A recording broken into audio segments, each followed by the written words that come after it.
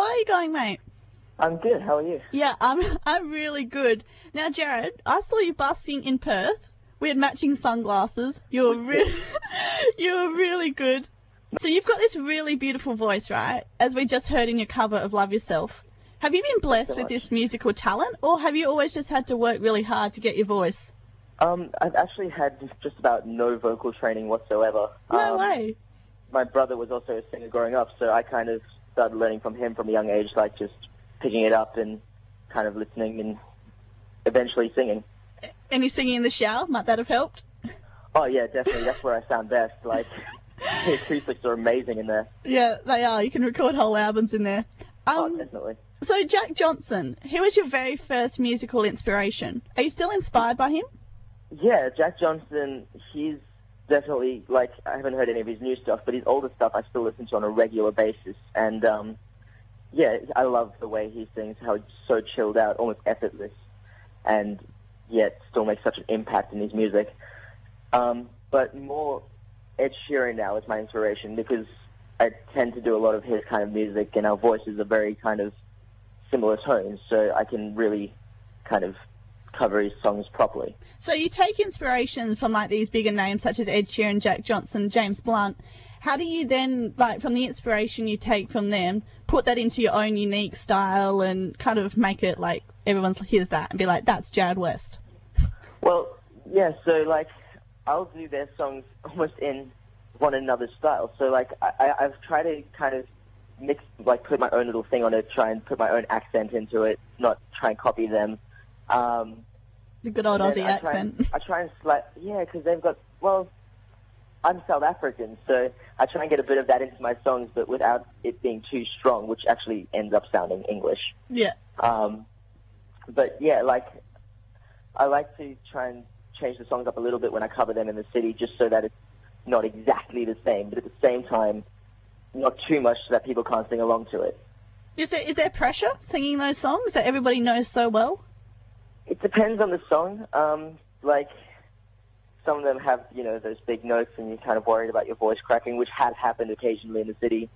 But apart from that, like, remembering the lyrics has never been an issue. Like, I listen to these songs to death, so if I forget the lyrics, yeah, there must be something desperately wrong.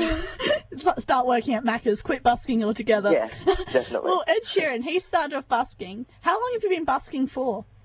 So I've been busking for almost a year, and what got me into it is actually, well, apart from hating my hospitality job and just being terrible at them, I realized quite a few of my inspirations did start off busking. Yeah. So I thought busking must be a pretty good place to start if that's where they started doing it. And it is. Like, you get the exposure out of busking. You see people, new people every day watching you. And you're doing what you love for free, basically. Exactly. So, is there any, you've obviously busked quite a bit. Do you have one memory from busking that really stands out in particular? Like, is there something about a mobile phone being chucked into your case and then police and stuff? Yes. One day I had, I was in the city and I was singing, and people have put some unusual things in my, money area before. So, like, I've gotten, a couple of beers put in there before, lollies and things like that. That's one okay. One day a guy put his phone down and just carried on walking. It was this old Nokia or something. And next minute, like, I hadn't touched it yet, and these police were just all around me, and it felt like something out of a movie scene, and they're just like, no, this phone's just been traced. So we caught you, and I said, look, I have not touched the phone. You will not find my fingerprints on it. Go for it. Take it. What? And yeah, go on. They apologized and kind of walked away. I have no idea what the rest was. They would not tell me. I wonder what was on the phone, Jarryd. I'm pretty curious. I kind of want to know now. Well, I'll play your favourite song, Thinking Out Loud, now. Stay on the phone, and when we come back, we'll be chatting more to you. No worries at all. We just played Ed Sheeran, then. That was your favourite song. That was my favourite song. Before that, we played your cover of Love Yourself. So if you had to choose, Ed or Justin? Oh, definitely Ed. Good. Well, see, Ed wrote that song for Justin, so it's always him. It's always him. What if Ed wrote a song for you? How would you cope with that? Oh, I would probably fangirl a little bit, scream, cry a little bit. I thought you'd remain calm, Jarryd. I would try. I'd try that. That's In front of him, yes. That's And the then most you can do. when he turns around, and he's not looking at me, I'd fangirl. Just cry. So let's go back to when you were 3 years old. You were very ill, weren't you? Can you just talk a bit about that and how music kind of helped you get through that? Yeah, so when I was 3, I had meningitis, and that put me in hospital, and it was, pretty serious. Wasn't meant to make it through that. But thankfully I did. Once I was in intensive care, I was watching the heart monitor, and my mum told me that if I sang, it would judge me out of 100. So every time I sang, my pulse would rise and it would go to 100 or over. So I thought I was doing really, really well. Oh, that's so beautiful. So that's what made me believe in the first place that I could sing. Yeah. I probably couldn't at the time. I probably sound like every other 3-year-old. Do you know what songs you were singing? Was it a bit of Twinkle Little Star? Oh, yeah, it was kind of like the Twinkle, Twinkle Little Star, that or maybe even Nickelback. I don't know, because I was brought up with my brother, I don't know what it might have been. That's great. So since then, though, that obviously got you through a really, really hard time. Have there been other situations, like further on in life, maybe you weren't in hospital, but kind of, growing up it can be a bit difficult sometimes. Did music, has it really pulled you through and given you a direction? Music's always been that kind of thing that I've, relied on. So at school, I was, because of my mom, she's going to hate me, she's upstairs listening to this, but hey, Mum. She turned me into a bit of a nerd at school. I had to tuck my shirt in and do my hair all neatly and things like that. So music was the one thing keeping me slightly popular in this time. So I can thank music for that. That pulled me through being bullied at school, but I didn't get bullied because of music, thankfully. That's good. But yeah, music's just been, it's always been there. So if I've ever been upset or anything, I've been able to sing and get rid of that. I'm barely ever upset because I've got such an easy life. Yeah. But yeah, it's definitely always been there for me. No, that's good. So just on the topic of school and, little nerdy Jarryd, how old are you now? I'm 20 years old now. So school wasn't really that long ago for you, what, like 2-3 years ago?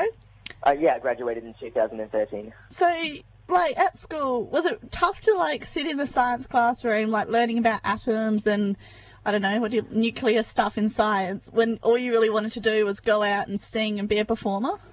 Yeah, well, it's kind of, I used to kind of sing to myself. I used to be known as a kid, and I would do it without knowing it. So while working, I'd probably just be singing to myself. Yeah. And then look up and students would be looking at me and I'd just be like, oh, I did it again. And music kind of cut its way into my schooling as well at some points. I used to do talent assemblies, and sometimes a teacher would get me to sing in front of the class because one student would say, oh, Jarryd sings, but that was to get them out of work, so they just didn't listen. So I always was able to bring it in. Yeah. But at the same time, school was pretty boring because I couldn't, burst out a song. Yeah. But you made it through. That's the most important thing. So you said before you and your brothers were musicians. Were you the only musicians in your family? Yeah. My cousin used to sing in, at the time, the best choir in the world in South Africa. Really? So he's also got a bit of a voice in him, and but we never learnt anything from him. We're just we're the first people in our direct family to be musicians. So do you hang around musicians outside, of your busking and stuff? Or your friends just, know nothing about music and it's really frustrating? Yeah, no. Most of my friends don't know that much about music. My best friend knows a little bit of guitar. Yeah. But he never really took it up seriously. So, but through busking, I've made quite a few musician friends who I now, spend a lot of time with in the city and things like that. So definitely. Through it, I've started hanging out with a lot more musos. Yeah. So as a busker, do you have time to actually go out and see other people sing and do concerts and gigs and stuff, or are you always just focused on your own performing that you don't have time to do that? Well, now that I've been signed to Ripper PR, I've when I'm not busking, we're trying to get me gigs and things like that, so I don't have as much time as I used to. But at the end, it's so worth it. yeah, I'll see people, gigging along the way and things like that. But at the end, it's really getting me out there that I'm focusing on, so I don't mind too much. It's worth the time. Yeah, definitely. So I saw in an interview, Jarryd, that you don't ever get nervous. Surely something has to give you butterflies. I've never really suffered from nerves. It's just... Come on. Okay, so a few years ago, well, 6 or 5 years ago, I was on the XFactor. Yeah, we'll be talking about that really soon. Yeah, so that's the only time I've really ever felt nervous. Oh. But singing at someone's wedding, that can be kind of nerve-wracking. Like, I'm not worried about too much there, except maybe stuffing up the lyrics because of, it's a big moment for someone. Kind of important. What if I thought the lyrics were that, but they weren't, and that was meant to be like that for their wedding, Yeah. It's kind of that little bit of pressure. You want them to like you so they can pass on a good word, and you don't want to ruin the biggest day of their life. No, that would be a bit awkward, I can imagine. Yeah. So let's talk about X Factor now. 16, you were a contestant on X Factor? I was 15, actually. 15. There you go. Yeah. A bit younger. Yeah, I was 16 at the end of that year. Was that hard work? I went. It was extremely hard work. It was the first time I really got heavily into the music. Like, all the other things have been really, for fun. This is where I really had to, put my head down and really concentrate on it. Yeah. So I had to do the auditions, and before the judges' auditions, I had to go to producers and executive producers. Yeah. And if I got through there, they send me the backing tracks to the songs that I've picked, and I would have to learn those songs perfectly. So is it a bit different to, like, what we see on TV? Like, to what actually is happening behind the scenes? It's not that different. It's a lot more practice than they show on TV, because if that's a show the practice that actually goes in, it would be the longest TV show ever. So, yeah, we have to practice a hell of a lot. Like, yeah, I had to, I had to learn these songs that I thought I knew so well, and it turns out when you get those backing tracks, there's so many little mistakes that you don't want to make. Yeah. Like, even though you might not notice them or your friend might notice them, you've got 4 world-class singers watching you, and they will pick up on anything. So that's when you start to think, I really need to get this perfect. Definitely. So did you have something to do with Guy Sebastian when you were on at 15? Yeah, well, he ended up being the mentor for my age group. That's incredible.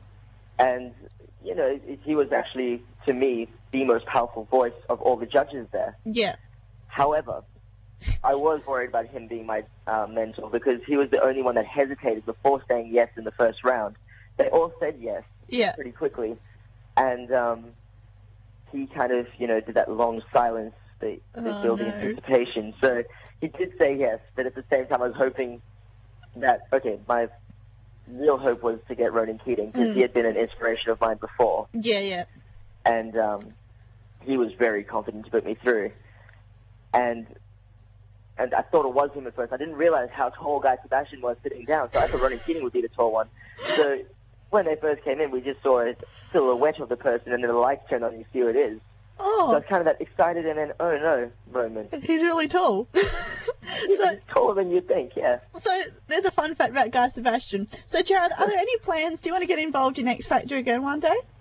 Yeah, I would like to. I think it's a really good way to get yourself out there. I think that show really does help you get so much exposure, and at the end of the day, that's what I want to do. I would love to get people to know me. Definitely.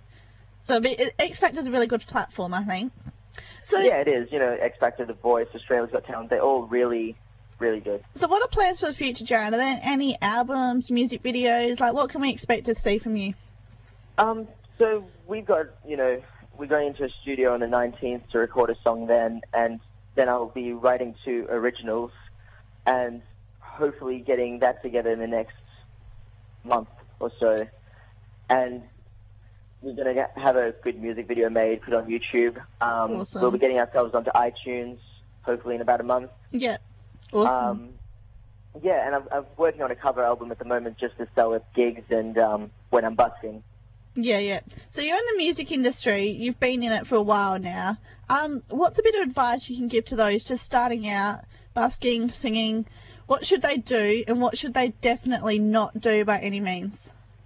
Well, just don't get your hopes down at all. Like, you're going to have the tough times, and, you know, like, I go busking sometimes and I'll come home with not very much, and then the next day I'll make a whole lot. So you're gonna face those days that you think, oh, it must be terrible because no one watched me today. But at the end of the day, the majority of it's going to be good, and it is a lot of hard work, and if you're willing to put that in, it's going to be worth it. I mean, I'm not as far yet as I plan to be, but I'm way further than I thought I was going to be at this stage. Definitely. So, you know, it's unpredictable. The music industry is super unpredictable. You don't know when it's going to happen or if it's going to happen. Yeah. But if it does, it was definitely worth a wait. Definitely. So, Jarryd, thank you so much for calling in this morning. I wish you all the best for the future. You really are incredible. Thanks so much. And just, I've been to Perth to see you. I think it's your time to head over to South Australia. That's definitely on the to-do list. All right, see you later, Jarryd. Stay in touch. See you later. Thanks so much.